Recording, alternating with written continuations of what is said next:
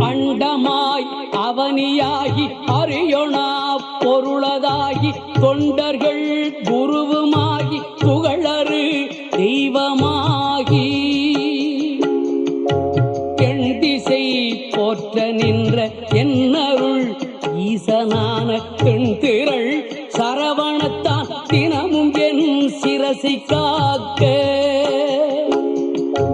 அண்டமாய் அவனியாகி அறியொணா பொருளதாகி தொண்டர்கள் குருவுமாகி புகழறு தெய்வமாகி எண் திசை போற்ற நின்ற என்னருள்